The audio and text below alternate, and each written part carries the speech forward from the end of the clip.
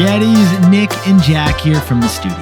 Since it's President's Day and markets are closed, we decided to serve up a sample of our weekly show, The Best Idea Yet. It's our second show, which just got nominated for an Ambie Award, by the way, for Best Business Podcast. Not too shabby. Not too shabby. And this episode, it's actually our most viral one yet. It's about the Oregon Trail game, the first video game that you ever played. But few know how the Oregon Trail actually began. Each week, we explore the most viral products of all time, and here is an entire episode for you to check out. So sit back, relax, and enjoy this sample of The Best Idea Yet.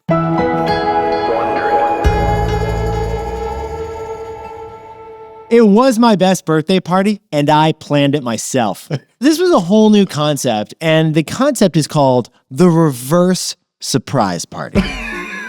So you invite all your friends to your party, but you don't tell them where it is, you don't tell them what it is, you just tell them to wear a tuxedo and look fantastic. So we showed up at the front of Nick's apartment, not knowing where we were going, and we all piled into a limousine, and Nick told the driver what the destination was. Jack, this was the first ever reverse surprise party. One of many more to come. It might have been the best birthday party. Yeah, it created this entire concept of the reverse surprise party purely out of the one goal of optimizing and maximizing enjoyment. You won't hear it often on a business podcast, but sometimes the best motivation to create a product has nothing to do with making money at all. Sometimes products start with that same goal, to optimize and maximize enjoyment. Exactly. And if you want the perfect example of this, look no further than the subject of today's show. An iconic game created by three idealistic young teachers in the great state of Minnesota. This story features trappers and bankers, preachers and con artists, and oxen. Oh, the oxen. Also, Jack, many deaths from dysentery. That's right, Yetis. We're talking about the Oregon Trail, or as many of us end up calling it, Oregon Trail. Drop the, it's cleaner.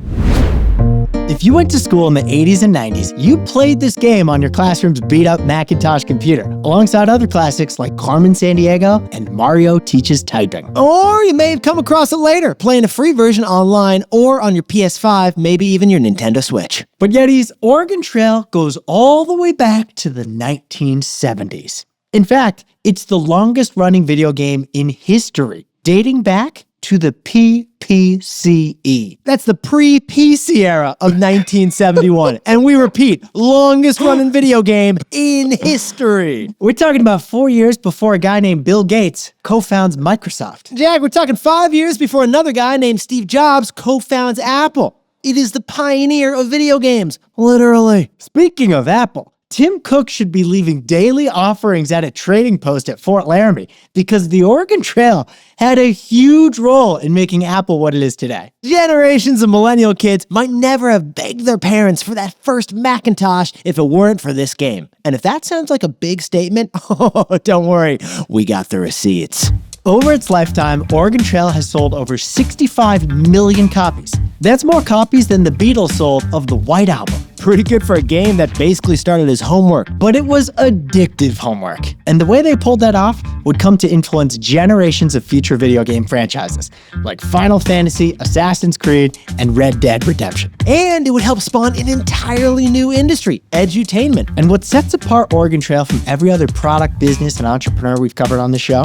Oregon Trail was not created to make money. And yet, it ended up making a lot of money. But not for the people who you'd expect to make money. And ultimately, it became part of a $6 billion IPO. So get ready, because the Oregon Trail story features a visit from pioneer Barbie and a buyout from a Shark Tank investor before Shark Tank was a thing. So Jack, let's load the wagon, hitch up the oxen, and increase our pace from steady to strenuous. Here's why the Oregon Trail is the best idea yet. From Wonder and T-Boy, I'm Nick Martell. And I'm Jack Kravici Kramer, and this is the best idea yet. The untold origin stories of the products you're obsessed with, and the bold risk takers who brought them to life. I got that feeling again, something familiar but new. We got it coming to you. I got that feeling again. They changed the game in one move. Here's how they broke all the rules.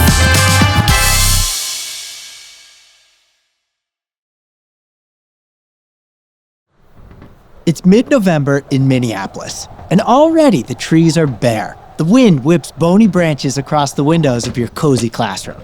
Standing at the blackboard, you're sweating under a coonskin cap and a stiff second-hand leather vest. You're playing the role of Meriwether Lewis, one half of the famed exploring team, Lewis and Clark. And you're trying really hard to teach a room full of 8th graders about the Louisiana Purchase. All right, historical reenactment. I'm into it. One sec, Jack. I was gonna get my Davy Crockett costume. But the 13-year-old faces staring back at you are not vibing with your performance. One kid yawns. Another sniggers as he elbows his buddy. Look at this guy. That's when you start to realize your immersive history lesson isn't landing quite the way you'd imagined. I mean, Jack, the kids, they know when something's cool and they know when something's cringe. That's the situation that Don Rawich finds himself in 1971. Don's just 21, barely older than the kids he's trying to teach. He's not even a full-fledged teacher yet. He's in the last year of his teaching degree at Carleton College in Northfield, Minnesota, about an hour south of Minneapolis. But the junior high Don's been assigned to isn't in Northfield. He's working in one of the poorest neighborhoods in Minneapolis. In Mighty Ducks terms, I believe this is geographically District 5. Don's trying to spice up his dull American history textbook using props and costumes to make history come alive. But so far, the history, it just feels like it's flatlining. Don's next unit is the Oregon Trail, the historic 2,000-mile route settlers took to emigrate west. It extends from Independence, Missouri to Oregon City, Oregon. And in case you fell asleep in history class, or you missed our Levi's 501 jeans episode, here's what you need to know. All right, Jack, let me set the scene for you. Late 1840s, thousands of gold rush prospectors poured into California. But another group of folks was also heading west. And these guys, they were the merchants, the fur traders, the missionaries, and the families. Anyone who felt their circumstances would improve with a 6-month grueling journey westward through purple mountains and fruited plains. For a few hundred miles, the prospectors and the pioneers were basically on the same trajectory. But somewhere around Idaho, the two paths split. The prospectors swung south along the California Trail, and the pioneers on the Oregon Trail, they split and went north. The travelers who went north to Oregon, they hunted their own food, repaired their own wagons, they faced diseases, supply shortages, flooded rivers, and if they failed to brave these obstacles, they died. This is some high-stakes drama. And Don, our teacher back in Minnesota, he really wants to convey all of that to the students. If only he can make it exciting without coming off as lame.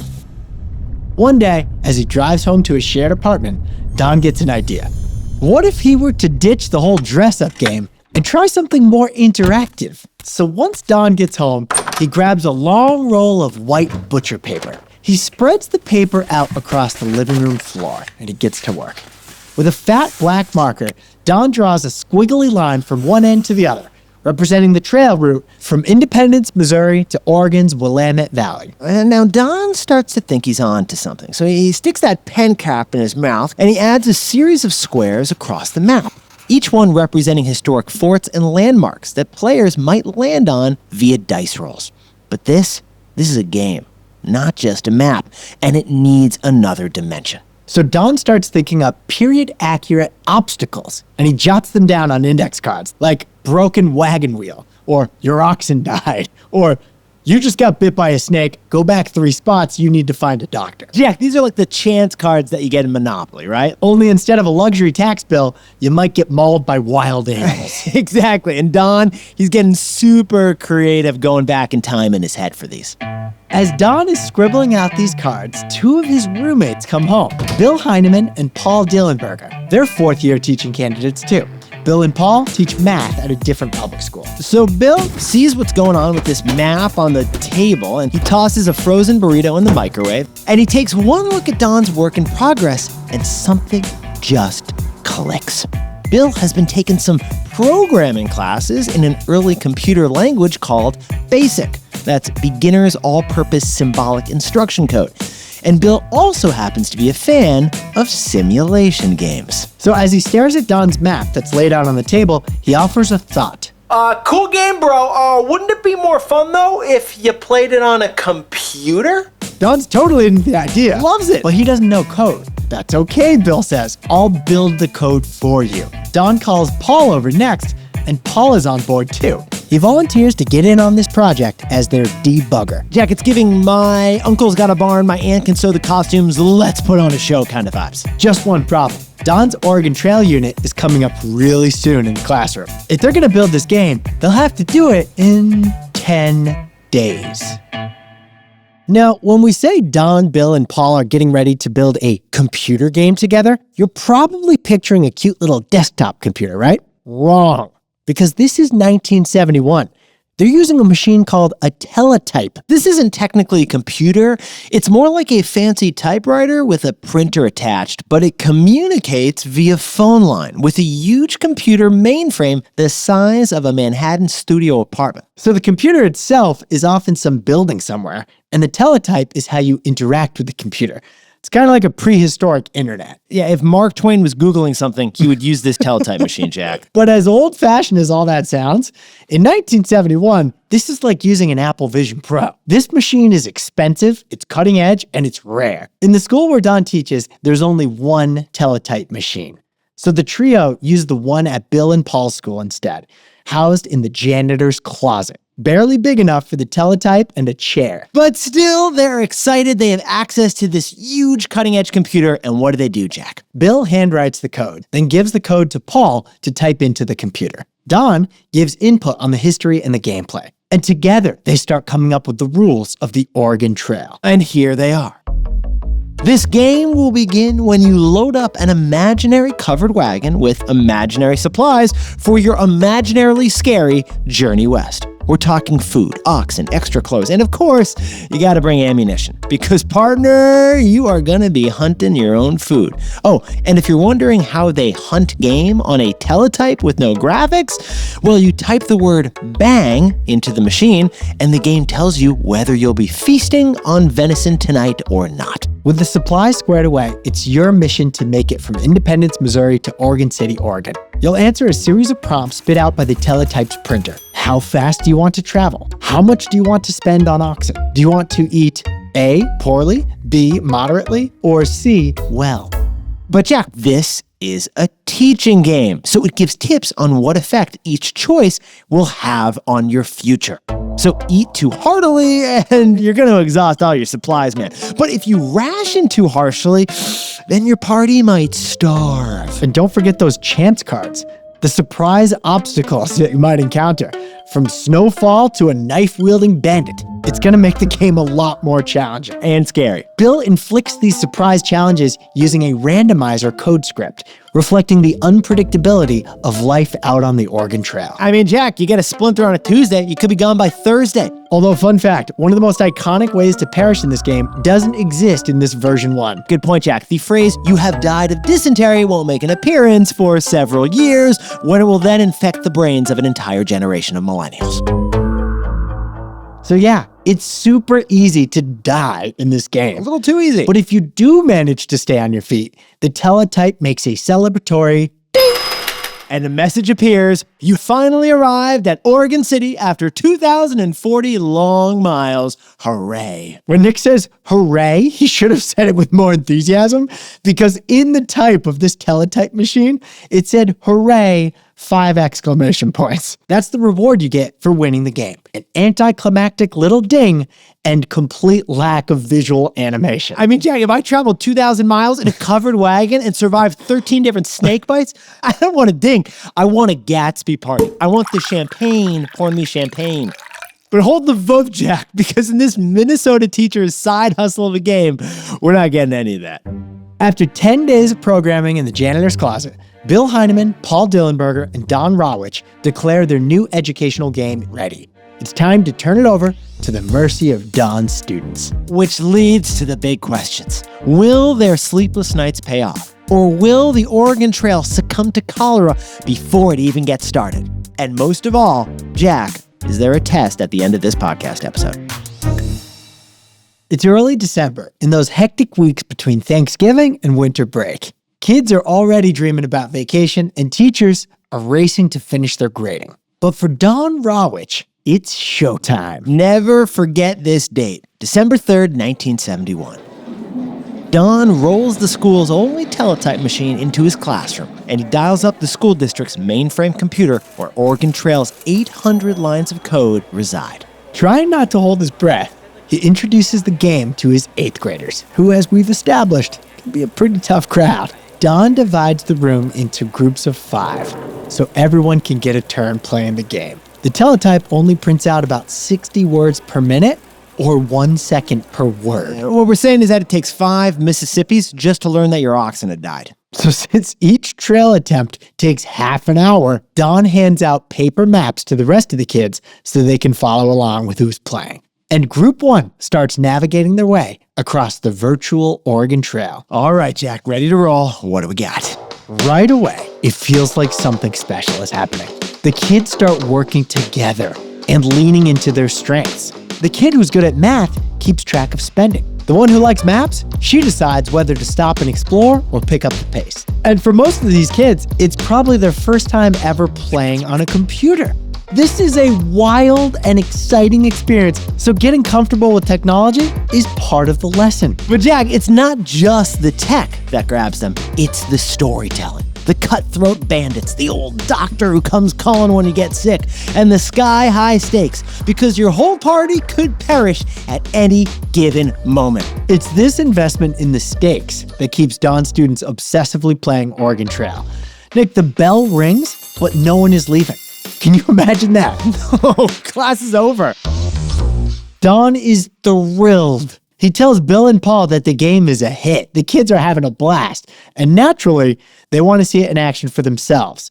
So Paul and Bill introduce the game to their students. And those kids, they love it even more than Don's do. No kidding. There are lines of kids, 6 or 7 deep, leading into this tiny little janitor's closet where the teletype computer lives. The Oregon Trail is so popular among these students that the kids come to school early to get their chance to play. They're there at 7 a.m.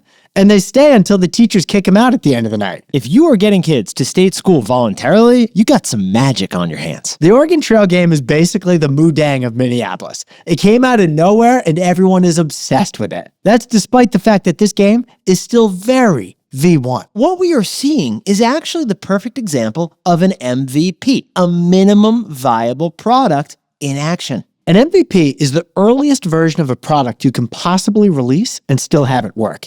It's not meant to be polished, it's meant to be functional.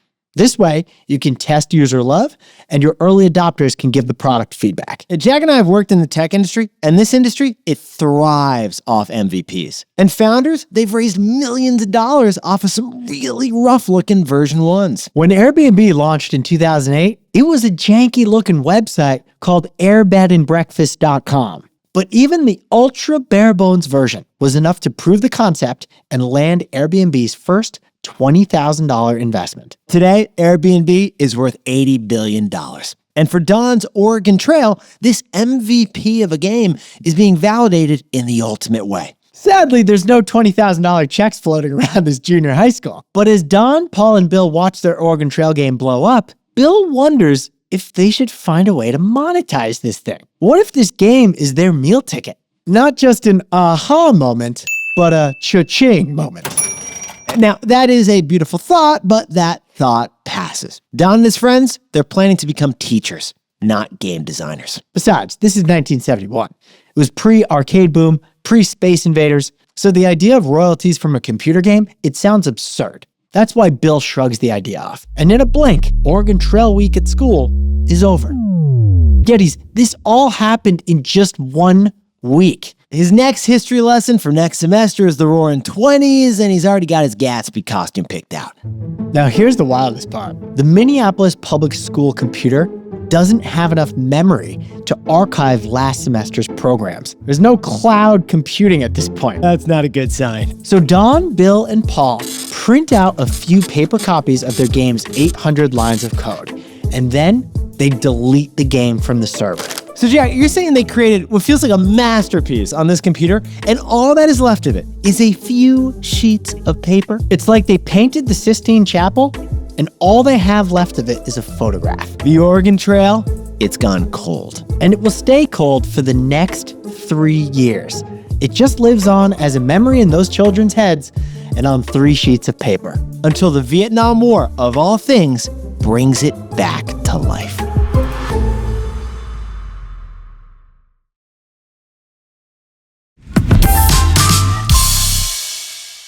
One number is about to change everything. A draft number.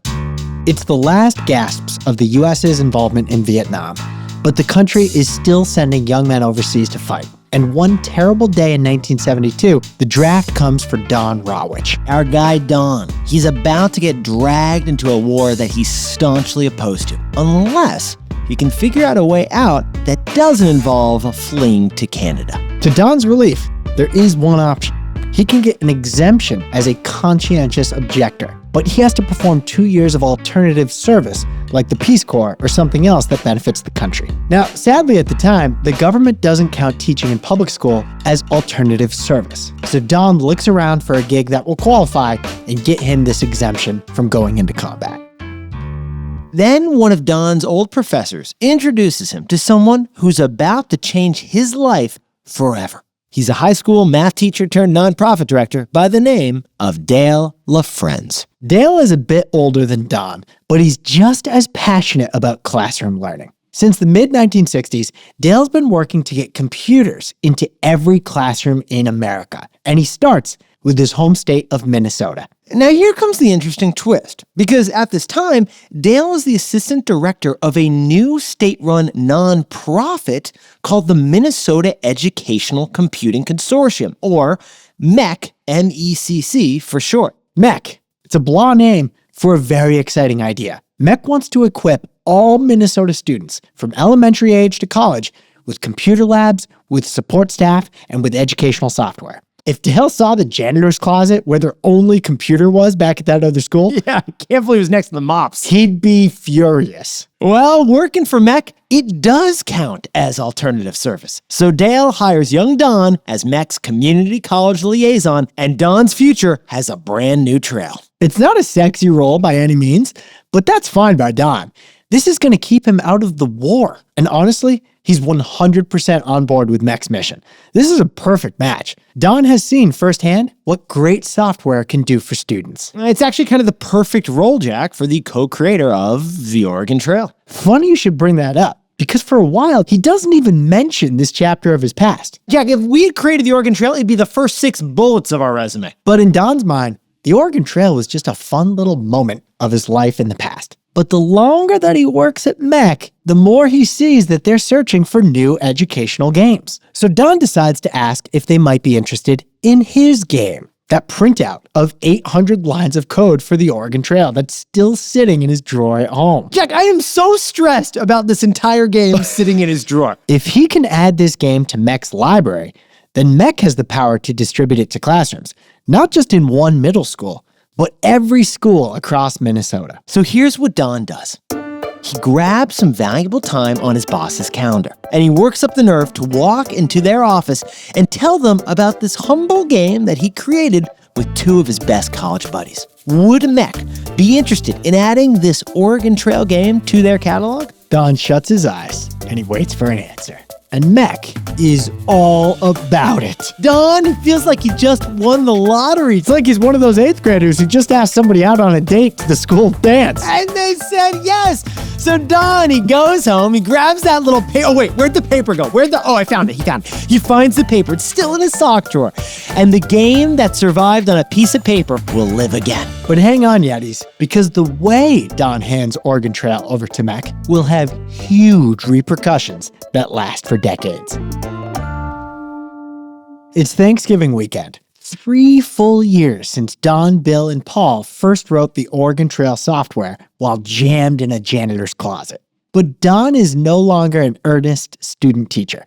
He's a grown man trying to recreate the signature achievement of his life, letter by letter. Instead of stuffing his face with turkey and cranberry sauce, Don is spending his holiday painstakingly retyping 800 lines of Oregon Trail code back into a new teletype machine. To sprinkle on some context, 800 lines? That's actually not that bad. The original Donkey Kong debuted with 20,000 lines of code. And Assassin's Creed over 15 million lines. I mean, try typing that into a teletype, Jack. You'd have carpal tunnel, I don't know, forever. Finally, Don finishes. He's entered every code line into the teletype, which is connected to Mech's giant mainframe computer. But here's the catch, besties. The moment Don entered that code into Mech's server, it became their property. Yeah, record scratch here. This one action, Don has made a crucial mistake. He's handed over all his IP to somebody else. And he's done it for no additional compensation whatsoever. But to be honest, besties, he's actually more concerned about the game's overall historical factual accuracy. Yeah, because when Don, Bill, and Paul were eating those burritos with that butcher paper on the table, they were sprinting to put out their MVP. All of the gameplay was based on their own historical knowledge. Like the number of wagon wheels on the wagon, the mortality rate of yellow fever. They were guessing. If Don wants Oregon Trail to make the scale jump from one junior high school to hundreds of high schools, he's going to have to give it a factual tune-up because there are going to be a whole lot more eyeballs on this thing now. The more the product is scaled, the smaller the margin for error. So Don goes full Robert Caro and dives into some research. He combs through archival diaries written by real pioneers who survived the Oregon Trail. He gets firsthand experiences. He reads their journals, their stories, even the footnotes about pairing whiskey with elk meat, which apparently was a fine cuisine on the trail. How often did they really encounter thunderstorms as their parties crossed the Great Plains? Or where were they most likely to get bitten by a rattler? Or did they always have to ford the river? Or could those oxen swim like a four-legged Michael Phelps? Don uses the information from these primary sources to revise the game's back-end probabilities and to correct a mistake that Don hadn't even realized he'd made in version 1. Originally, he and his roommates had depicted America's indigenous people pretty stereotypically. Native Americans in the game mainly showed up as hostiles who attacked the settlers. But as Don reads the journals, he discovers that most of the pioneers had found indigenous folks to be mostly kind, helping them forage by day and navigate by night. So Don writes new encounters with members of the Sioux and the Pawnee and the Shoshone tribes, and these characters show up to do things like teach you about which plants are edible and which ones are gonna make you vomit up your cornmeal. After lots of research and rewriting, Oregon Trail version 2 is so historically accurate that Lewis and Clark would have been impressed. And Mech, they released this thing to all the Minnesota schools in their free library of educational games. Teachers clock this new history game immediately, wasting no time introducing it to their classrooms. And just like before, students are hooked right away. Don brought the content, Mech brought the distribution, the right and left biceps of a great media product. But as anyone who started a company knows, it's exciting when you launch it, but you kind of get curious about the numbers. So he slides into the airtight room where Mech's game logs are kept. He's curious, but he's also nervous because the numbers, they won't lie. Now, Mech has a bunch of other educational games in their library at this point, like Lemonade Stand, which teaches kids about business. And on the day that Don peeps the numbers, those other games have been played around 200 or 300 times each. Okay, so Jack, how did the Oregon Trail do in its debut? It's been played around 10,000 times on that one single day. 10,000 plays! Literally 50 times more than that Lemonade Stand thingy. The Oregon Trail is a runaway hit, Mech's most popular game by far. And that's when the Oregon Trail's future is forever changed by a company called Apple. It's been a long day at the Mech offices in St. Paul, Minnesota.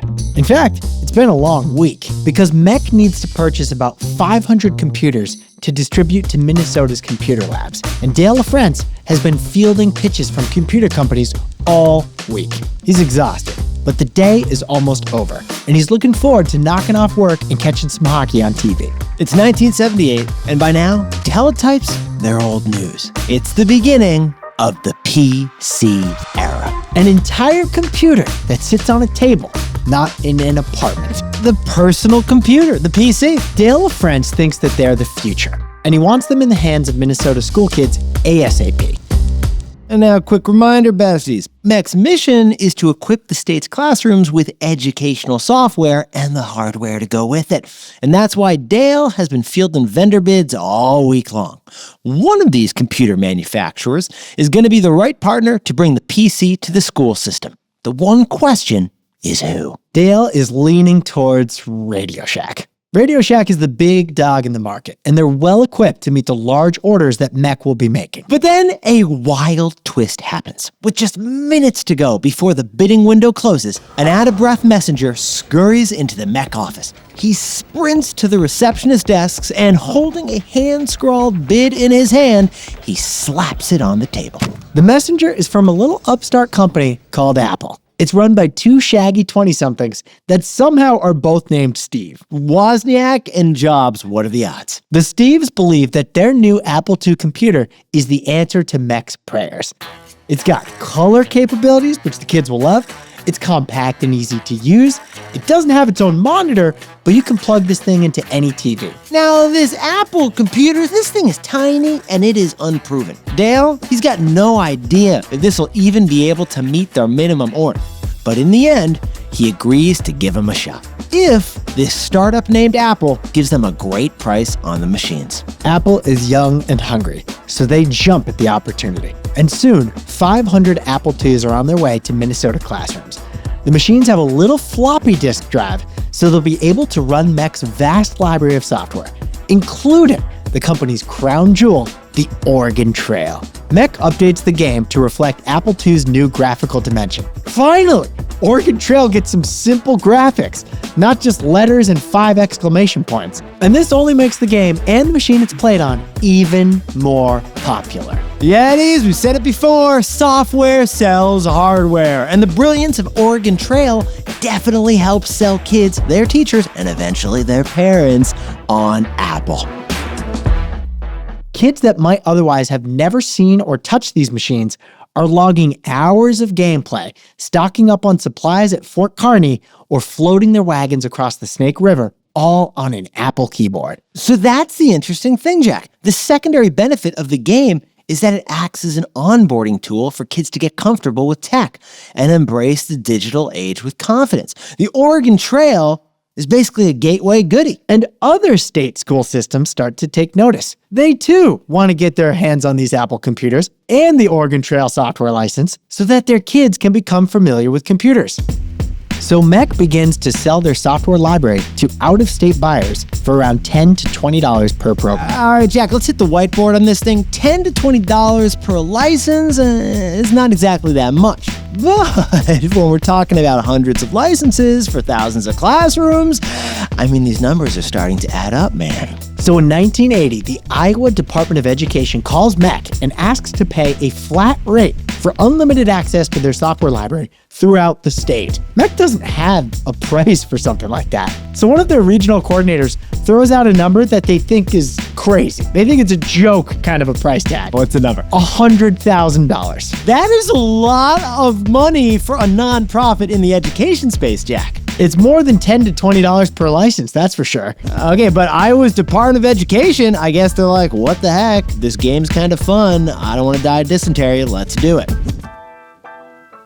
Mech sets up a software membership program, like a Netflix subscription, but for computer games.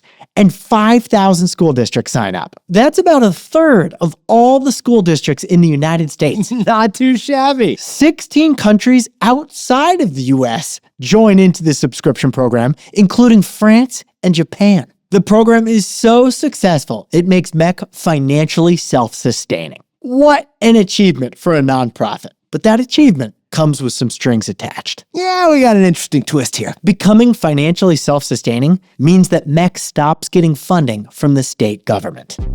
What we're saying is that Mech goes from a state-financed nonprofit to a for-profit corporation that's got to pull its own weight. And that is going to have huge consequences for how they do business. This game, it's been played millions of times by students, and yet it has brought in $0 of direct revenue. But now, Mech needs to survive like any other corporation. So their new priority for the Oregon Trail? Monetize. And Jack, what do software companies do to monetize? Launch new versions. Oh yeah. And this next one is gonna be a barn burner.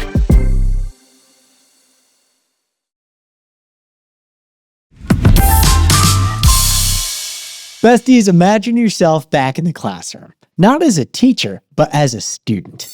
You're in the 5th grade, and Miss Caldwell has finally given you some computer time. You boot up your favorite adventure game, Oregon Trail, naturally. But right away, you notice something's different. The colors.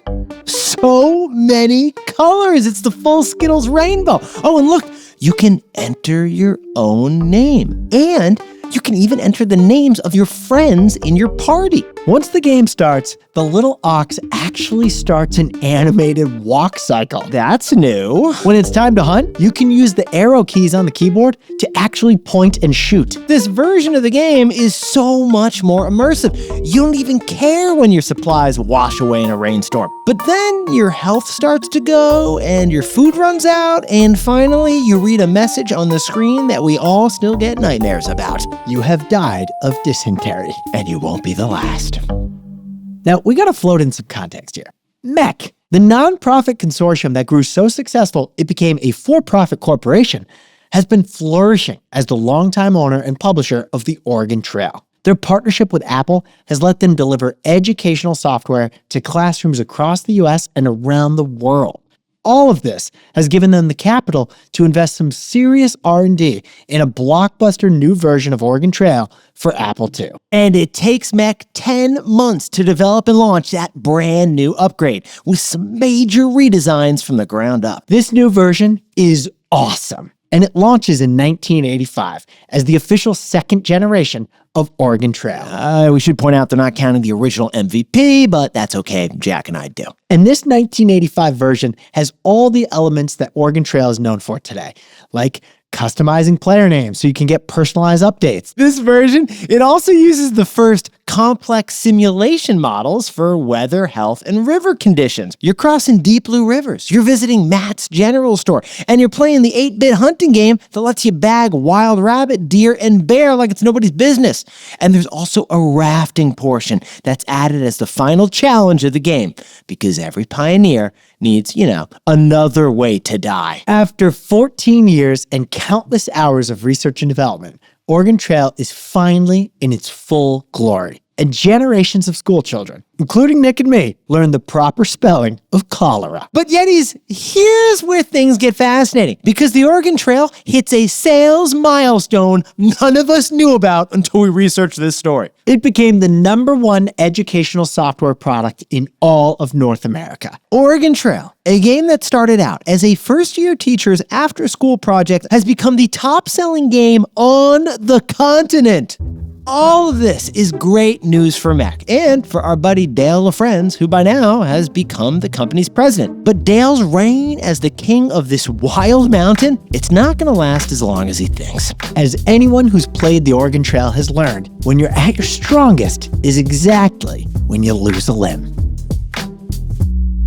This is the part of the story where the Oregon Trail makes a detour to Wall Street. Now, Yetis, Jack and I should point out that Oregon Trail, it is a profit puppy. At this point, it represents 1/3 of MEC's $30 million in annual revenue. So Oregon Trail, this game, it's driving $10 million in revenue a year. It is the jewel in their crown. Oh, and that crown, it is looking pretty shiny. Since taking over as company president, Dale LaFrenz has mostly run MEC with a steady hand.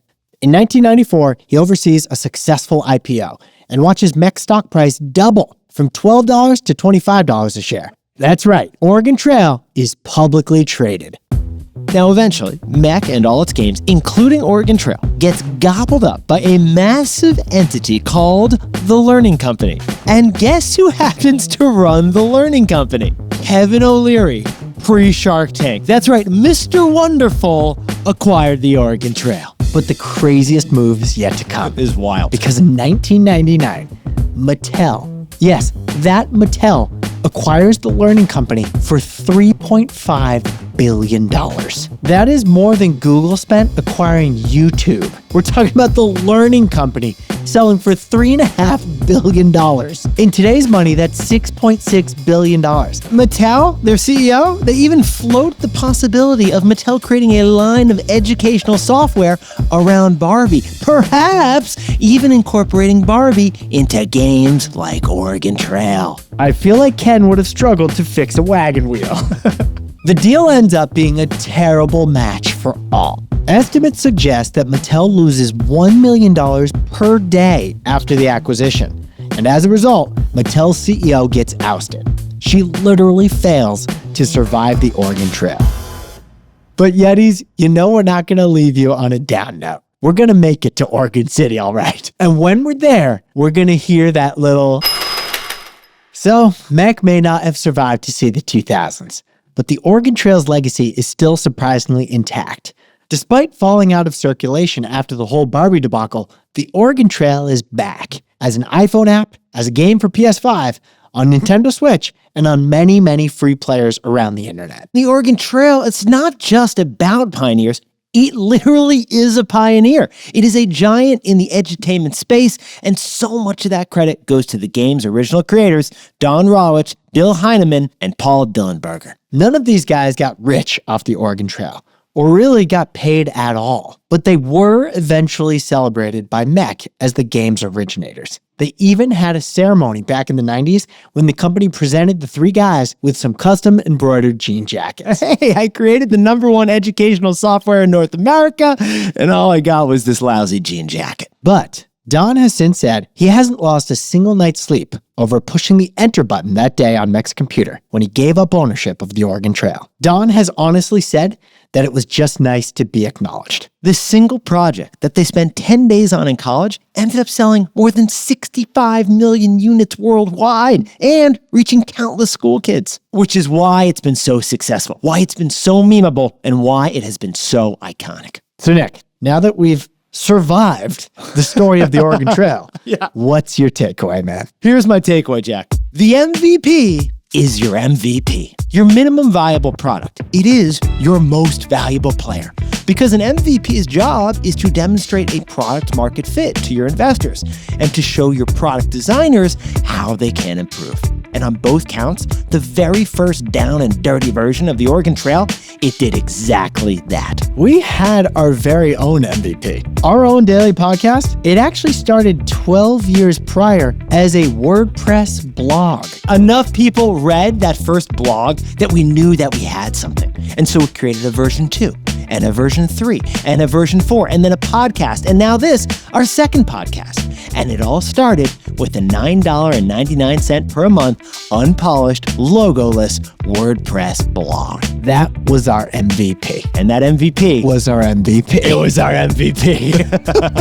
But Jack, what about you? What's your takeaway on the Oregon Trail? More money, more problems. Nick, the Oregon Trail was never invented to make money, which is exactly why it ended up making so much money. That's why. By eliminating the question of how will this generate revenue, its creators were liberated from the distraction of monetization. Instead, they focused on simply creating something that kids would love. And if something is powerfully loved by a user, they'll eventually turn into a paying customer. Yeah, Jack, that's how Google got started. They made the best search engine in the market, and they gave it all away for free before they had any idea how it would make money. Eventually, of course, they figured that part out. As Biggie Smalls said, and Don Rawich proved, more money, more problems.